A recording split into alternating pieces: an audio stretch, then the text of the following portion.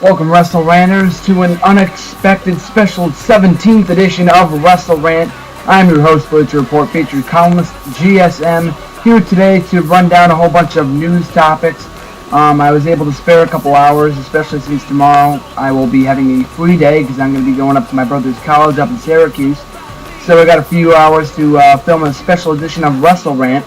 A couple things that have been going on the last few days. But one special note, I will not be around tomorrow, Saturday, or Sunday to write a SmackDown review and or film a WrestleRant review for SmackDown tomorrow night. So more than likely I will be posting it Sunday night, maybe Saturday. It depends what I have going on that day since I will be away. But nonetheless, we've had a very hot week in the world of wrestling. And I'm not talking about Monday Night Raw. I'm talking about all over the IWC. And one thing that we had going on last night was Scott Hall's appearance on ESPN on the E60. And they did a documentary on his life. Interviews from, who do they have in there? X-Pac, Kevin Nash, Stephanie McMahon, Hulk Hogan, a whole bunch of his friends, his own son. That was a very touching story to me. I was able to watch it this morning on DVR. It was very informative, depressing and informative at the same time. There was a lot of things that I learned about Scott Hall that I did not know in the past. That was the first time I've seen footage of that event that he collapsed on earlier this April. I think I heard something about that when around WrestleMania time, but I never really got the chance to check it out. But that was really shocking to me, seeing his just downhill experience from a member of the NWO in 1996 to being a sad shell of his own man, of his former self today in 2011. I wish him the best of luck. I recently read that he is back in WWE rehab, as they do, sponsored with all their former stars, so best of luck for him. Also, we had this past Tuesday, we saw Heath Slater get suspended for 30 days for violating the WWE wellness policy for the first time. Also, keep in mind that WWE Superstars is now on air on WWE.com. You can see Heath Slater wrestle Santino Marella. I will be checking that out in a little bit. So don't think that he's off the suspension just to film the match, because that was filmed obviously Monday before he was suspended.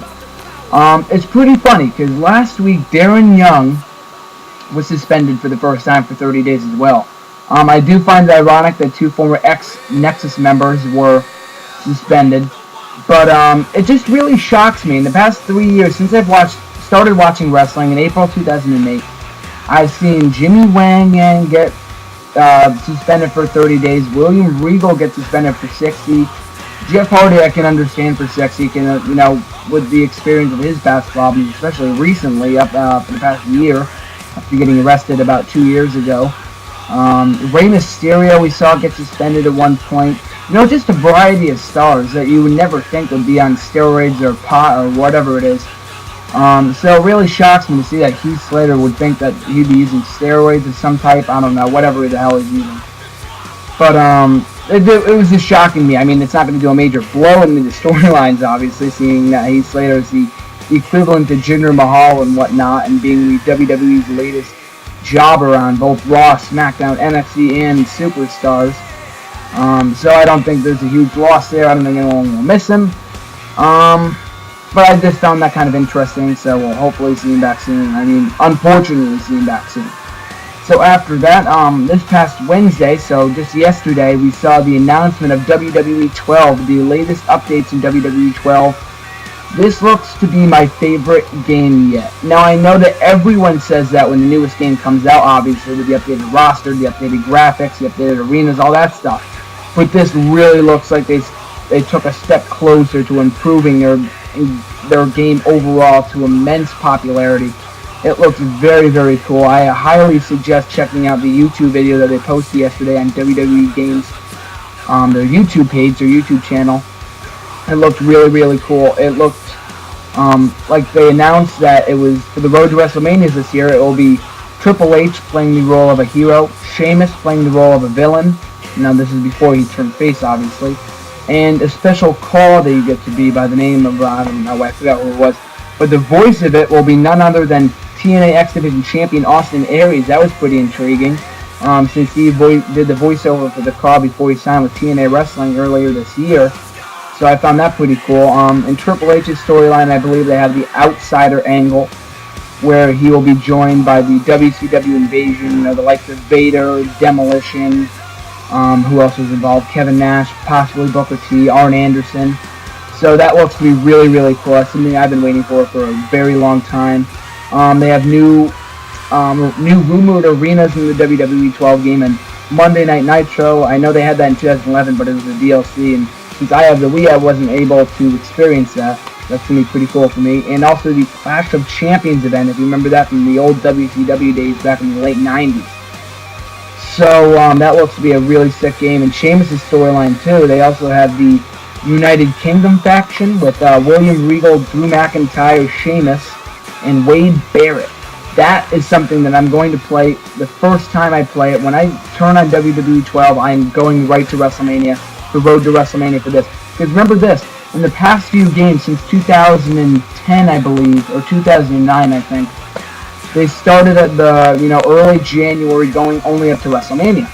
And WWE 12, they will be starting from whenever, going for nearly 18 months, spanning 2 WrestleMania events, saying that it is aimed at building character and prestige and for everything, for your personality of your call, Sheamus, Triple H, Sheamus, whoever you're going to be. So that looks really, really cool. I cannot wait for that. That comes out November 22nd. Make sure you buy it. I know I will be getting it for Christmas because I am too cheap to buy it for $60 at any GameStop near me. So after that, also, we have the new announcement just yesterday as well of the WWE Network. Latest details on the unveiling of the network. It has just been recently learned that the WWE Network launch date is looked up to early April, I think, around WrestleMania 28 time.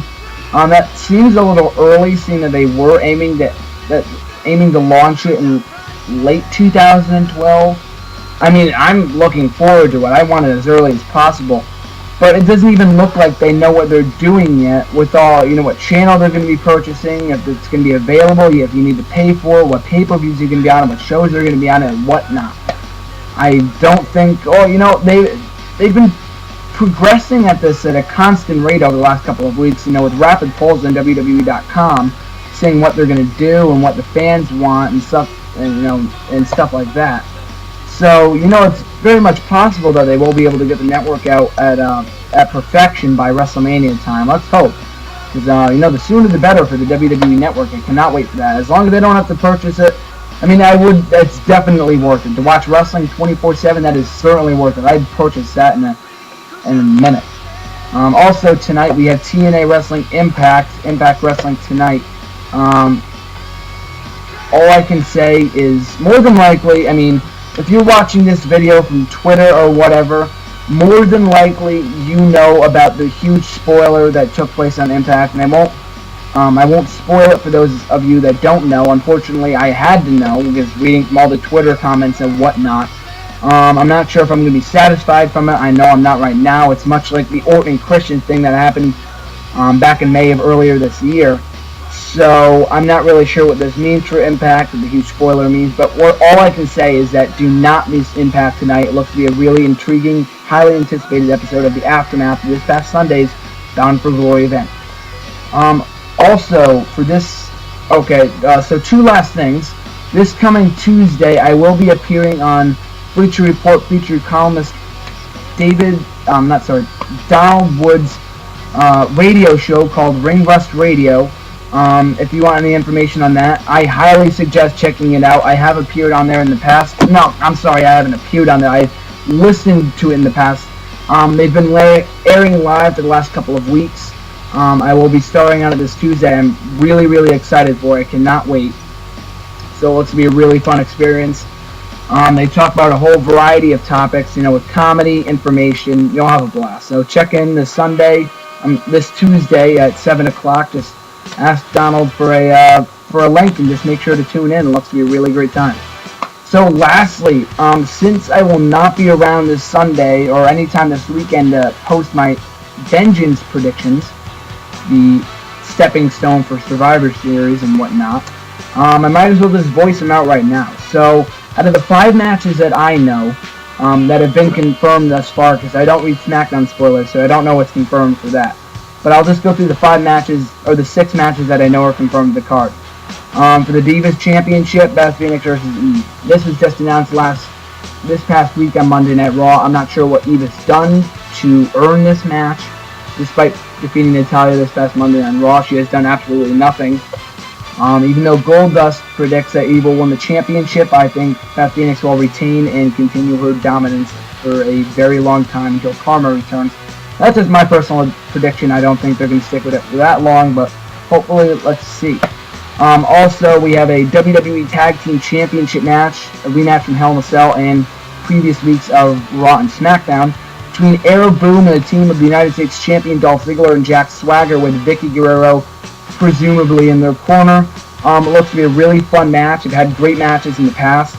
I'm not really sure what to think at this point, because Dolph Ziggler and Jack Swagger have been buried to the point where they don't look like they're legit contenders for the WWE Tag Team titles. They've only defeated Air Boom, only gotten one chance at momentum in the last 3 weeks, only once. When Air Boom has been in a tremendous brawl, especially tonight on WWE Superstars when they face a team of Drew McIntyre, Michael McGillicuddy, so make sure you check that out. So I'd like to see Air Boom retain, continue their reign as WWE Tag Team Champions.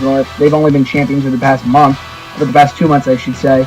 But I think that the team of Dolph Ziggler and Jack Swagger will take the gold this Sunday and probably continue the feud for the next month, hopefully. So this looks to be a really great feud in the Tag Team division. Randy Orton versus Cody Rhodes, the Intercontinental Championship, is not on the line, thank God.